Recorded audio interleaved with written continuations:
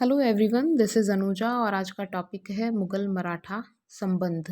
इस वीडियो में हम मुग़लों और मराठों के बीच में किस प्रकार के संबंध थे, मराठों ने किस प्रकार की चुनौती मुग़ल शासकों के सम्मुख प्रस्तुत की, उसके बारे में अध्ययन करेंगे।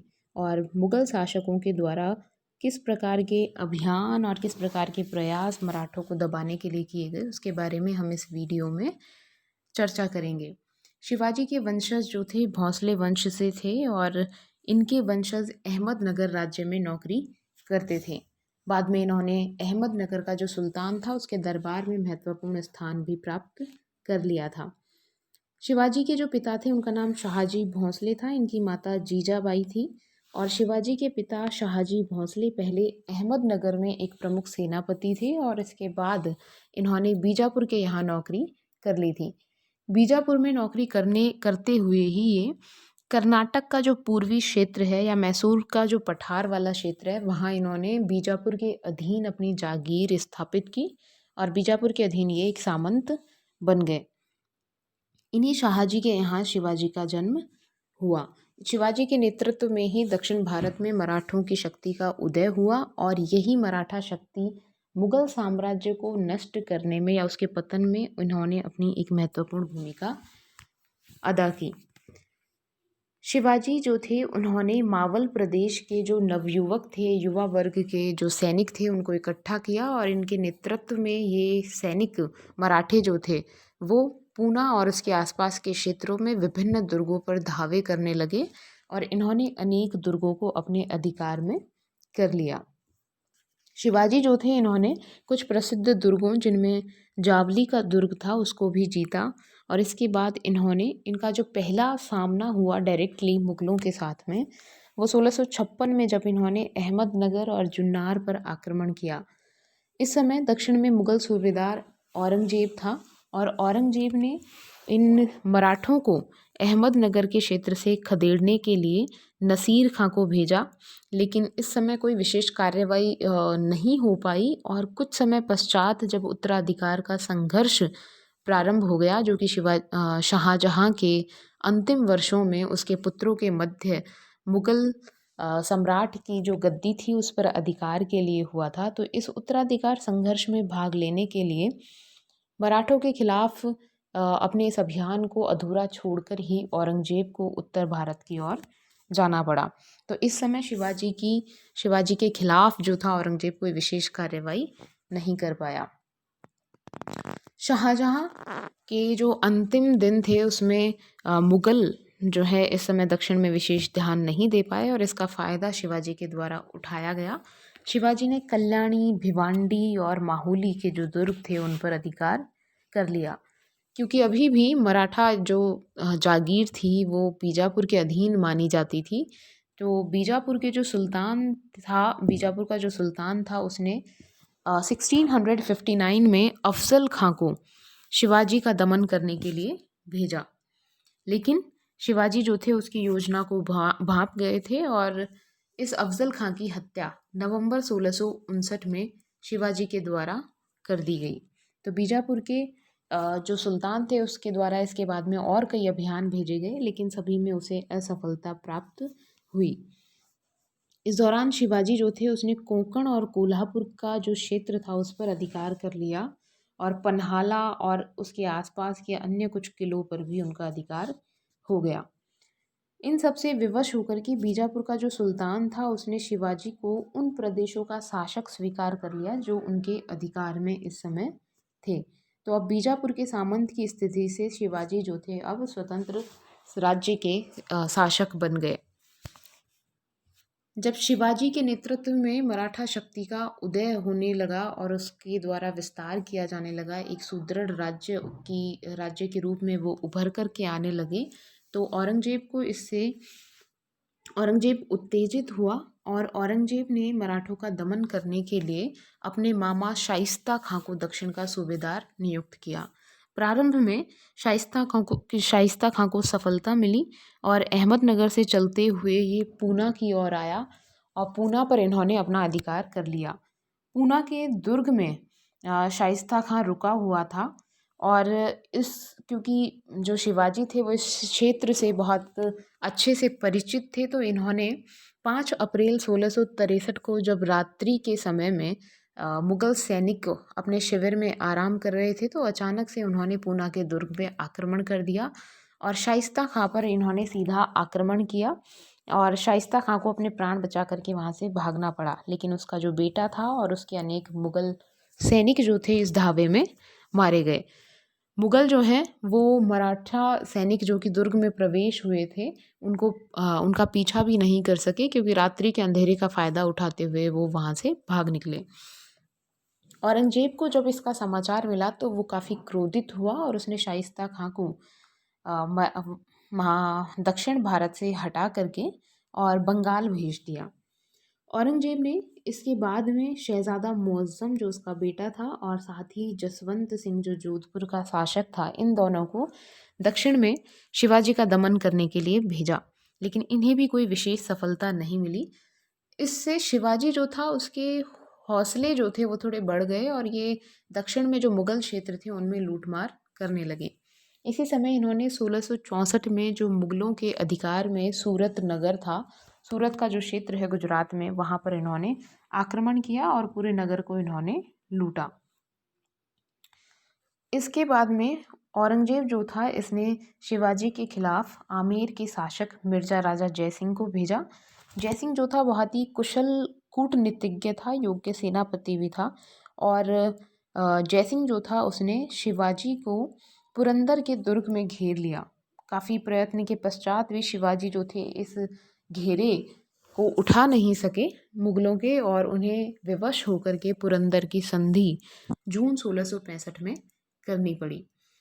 पुरंदर की संधि के अनुसार शिवाजी जो थे उन्होंने मुगलों की अधीनता को स्वीकार कर लिया और शिवाजी ने अपने उस समय शायद 35 दुर्ग थे, उनमें से 23 दुर्ग जो हैं मुगलों को सौंप दिए। साथ ही ये वचन दिया कि जब भी आवश्यकता पड़ेगी तो मुगलों की सैनिक सहायता भी वो करेंगे और अपने वचन को निभाते हुए उन्होंने बीजापुर के खिलाफ जो मुगल अभियान हुए इस समय, उसमें उन्होंने सैनिक सहयोग भी प्रदान किया। मिर्जा राजा जयसिंह जो थे उन्होंने शिवाजी को आगरा आकर के मुगल सम्राट औरंगजेब से मिलने के लिए राजी कर लिया और 1666 में संभाजी के साथ में शिवाजी जो थे वो आगरा गए। मुगल दरबार में शिवाजी का अपमान हुआ, उन्हें तीसरी श्रेणी के जो मनसबदार थे उनमें स्थान दिया गया और इससे अपमानित होकर के शिवाजी जो थे वो बिना अनुमति सम्राट के दरबार छोड़ कर के चले गए। इससे औरंगजेब नाराज हुआ और उन्होंने शिवाजी को अपने पुत्र संभाजी सहित कैद कर लिया। संभाजी और शिवाजी जो हैं इस कैद से बाहर भाग निकले गुप्त रूप से और सितंबर 1666 में शिवाजी रायगढ़ पहुंचे महाराष्ट्र में। इसकी खबर मिलने पर औरंगजेब जो था उसने जो मिर्जा राजा जयसिंह का पुत्र था कुंवर राम सिंह, उसको शाही सेना से हटा दिया और साथ ही में मिर्जा राजा जयसिंह को भी दक्षिण की सूबेदारी से हटा करके उसके स्थान पर शहज़ादा मुअज़्ज़म को दक्षिण का सूबेदार बना दिया। मुअज़्ज़म के साथ जोधपुर के शासक जसवंत सिंह को भेजा गया, लेकिन इसी समय में जो उत्तर पश्चिमी सीमांत क्षेत्र था वहाँ की कबायली जो जातियाँ थीं उनके विद्रोह के कारण वहाँ पर शाही सेना भेजना बहुत ज़रूरी हो गया और दक्षिण में इतना ध्यान नहीं दिया जा सकता था। तो जसवंत सिंह के सुझाव पर 1667 ईस्वी में मुगल और मराठों के बीच में एक संधि हो गई। इस संधि के अनुसार औरंगजेब ने शिवाजी को मराठा राज्य का स्वतंत्र शासक मान लिया और संभाजी को 5000 का मनसब प्रदान किया गया। हालांकि कुछ समय तक शांति बनी रही, लगभग अगले 3 साल तक, लेकिन औरंगजेब जो था महत्वाकांक्षी शासक था और मराठों को अपने नियंत्रण में लाना चाहता था। वहीं मराठा जो थे वो उनमें भी आर्थिक संकट इस समय उत्पन्न हो गया था और इसके लिए इन्होंने मुगल क्षेत्रों में धावे मारना शुरू कर दिया था। 1670 में ये जो मैत्रीपूर्ण संबंध थे फिर से तनावपूर्ण हो गए और सूरत का जो क्षेत्र जिसे पहले 1664 में मराठों के द्वारा आक्रमण धावा मार करके लूट मार वहाँ की गई थी, 1670 में फिर से सूरत को लूटा गया। साथ ही पुरंदर की संधि के द्वारा मुगलों को जो दुर्ग दिए गए थे उन दुर्गों पर भी फिर से शिवाजी ने अधिकार कर लिया। 1670 में शिवाजी ने अपना राज्याभिषेक करवाया और छत्रपति की उपाधि भी धारण की और हिंदू पदपादशाही का जो है इन्होंने नारा दिया। इस राज्याभिषेक का जो उत्सव हुआ था उसमें बहुत अधिक खर्च हुआ। इसके कारण मराठों का राजकोष खाली हो गया और इसकी वजह से शिवाजी ने विभिन्न जो राज्य थे मराठा क्षेत्रों के आसपास, जिनमें बीजापुर, गोलकुंडा, हैदराबाद के क्षेत्र भी शामिल थे और मुगल क्षेत्र दूर दूर तक, जहाँ जिसमें गुजरात का क्षेत्र शामिल है, मालवा का क्षेत्र शामिल है, वहाँ भी इन्होंने लूटमार करने के लिए धावे किए। शिवाजी ने जिंजी का दुर्ग जो बीजापुर के अधिकार क्षेत्र में आता था उस पर अधिकार कर लिया और इसे कर्नाटक की राजधानी बनाया। शिवाजी के जो अंतिम वर्ष थे उसमें उनके अपने पुत्र संभाजी के साथ संबंध जो थे वो तनावपूर्ण हो गए थे और संभाजी जो थे उन्होंने दक्षिण में मुगल सूबेदार दिलेर खां के साथ साठगांठ कर ली और मुगल शिविर में पहुंच गया, क्योंकि शिवाजी के द्वारा उसको पन्हाला के दुर्ग में कैद कर लिया गया था। लेकिन आगे चल कर के इस मुगल सेनापति के साथ भी इसके संबंध खराब हो गए और मुगलों ने संभाजी को अपने शिविर में कैद कर लिया। लेकिन संभाजी जो हैं इस मुगल शिविर से भाग निकले और भाग करके शिवाजी के पास पन्हाला दुर्ग में जा पहुँचे। शिवाजी जो हैं उन्होंने संभाजी को क्षमा कर दिया और इसके बाद भी संभाजी और शिवाजी के संबंध जो थे वो तनावपूर्ण ही बने रहे और ऐसी स्थिति में ही शिवाजी की 1680 में मृत्यु हो गई। शिवाजी की मृत्यु के साथ भी मुगल मराठा संघर्ष जो था वो समाप्त नहीं हुआ और आने वाले समय में भी ये लगातार चलता रहा, क्योंकि औरंगजेब जो था वो मराठों को अपने अधिकार में लाना चाहता था। तो संभाजी जब मराठा गद्दी पर बैठे या छत्रपति बने तो औरंगजेब का जो बेटा था अकबर, शहजादा अकबर, उसने विद्रोह कर दिया था औरंगजेब के विरुद्ध दुर्गादास की सहायता से और बाद में वो जोधपुर से होते हुए महाराष्ट्र पहुंचा, जहां संभाजी ने उसको शरण दी। औरंगजेब ने संभाजी को अकबर को लौटाने के लिए कहा और इसी वजह से औरंगजेब स्वयं बुरहानपुर आया और बुरहानपुर पहुंचकर उसने शहजादे आजम को अकबर का पीछा करने के लिए भेजा और स्वयं जो है संभाजी पर आक्रमण कर दिया। संभाजी ने इस समय महाराष्ट्र में रत्नागिरी एक जगह है, उसके पास में संगमेश्वर का एक दुर्ग है, उसमें शरण ली और मुगलों के द्वारा इसको घेर लिया गया और अंत में जो संभाजी थे उनको 1689 में मुगलों के द्वारा कैद कर लिया गया और अपनी शर्तें न मांगने के कारण उनकी हत्या कर दी गई। संभाजी की मृत्यु के बाद में भी ये संघर्ष चलता रहा उनके भाई राजा राम के नेतृत्व में, जिसकी 1700 ईस्वी में मृत्यु हो गई और 1700 ये मिस टाइप हो गया है और ये 1780 के स्थान पर 1700 है। 1700 में राजा राम की जब मृत्यु हो गई तो उसकी पत्नी ताराबाई के नेतृत्व में मराठों ने मुगलों के विरुद्ध अपना संघर्ष जारी रखा। औरंगजेब के जो अंतिम वर्ष थे उसमें मराठे जो थे उन्होंने अधिकांश क्षेत्रों पर ताराबाई के नेतृत्व में अपना अधिकार कर लिया था, जो कि मुगलों ने उनसे छीन लिए थे या मुगलों के अधिकार में थे, और दक्षिण कर्नाटक में भी उन्होंने अपना राज्य स्थापित कर लिया था। सर यदुनाथ सरकार एक मराठा इतिहासकार हुए हैं, उन्होंने बहुत अच्छे से इसको डिस्क्राइब किया है कि क्या प्रोसेस चली। इनका मानना है कि होता क्या था, जैसे मुगल सम्राट औरंगजेब जो था किसी पहाड़ी दुर्ग पर अधिकार करता और उसके बाद में मराठे जो थे मुगलों की सेना पर आक्रमण करके कुछ महीनों के बाद में उस दुर्ग पर फिर से अधिकार कर लेते और 2 साल बाद में मुगल सम्राट औरंगजेब फिर उस दुर्ग का फिर से घेरा डाल देता। तो यही चलता रहा इनमें बार बार और औरंगजेब जो था उसको कोई विशेष सफलता मराठों के खिलाफ नहीं मिल पाई। मराठा जो थे छापामार युद्ध जो थे उसके अंदर बहुत अधिक कुशल थे, जिससे कि मुगल सेना अपरिचित थी। साथ ही वहाँ का जो टेरेन है या धरातल है, भौगोलिक क्षेत्र है महाराष्ट्र का, उससे मराठा बहुत अधिक परिचित थे, जो भी उनके फेवर में था, उनके पक्ष में रहा।